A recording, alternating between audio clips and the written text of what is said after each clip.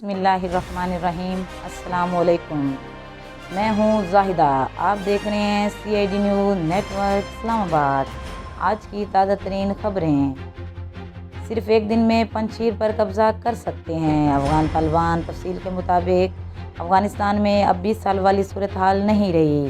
सिर्फ एक दिन में पंजशीर पर कब्ज़ा कर सकते हैं। अहमद मसूद से मुज़ाकरात में नाकामी के बाद तालिबान का अहम बयान। कहा, अफ़गानिस्तान की सरजमीन किसी के खिलाफ इस्तेमाल नहीं होगी। हुकूमत का पब्लिक मकामात पर ख़वातीन के तहफ़्फ़ुज़ के लिए ठोस इक़दाम उठाने का फ़ैसला। वज़ीर आला पंजाब सरदार उस्मान बज़दार ने कहा, वुमेन प्रोटेक्शन अथॉरिटी को मज़ीद फ़ाल बनाया जाएगा।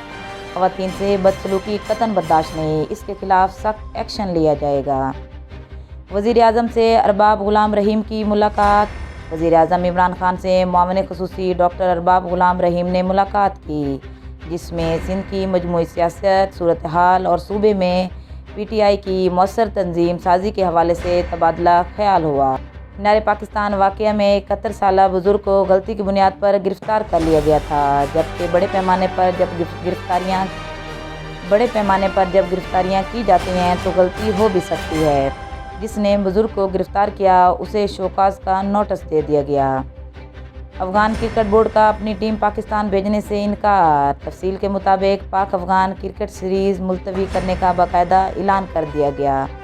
सीरीज़ का इनेकाद अब 2022 में होगा। Jamaica test West Indies team पहली इनिंग्स में 150 रन पर आउट। पाकिस्तान ने पहली इनिंग्स में 152 रन की बरतरी हासिल कर ली।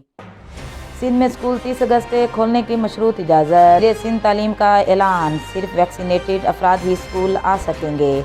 स्कूल 50% हाज़िरी के साथ 6 दिन तक खुला रहेगा।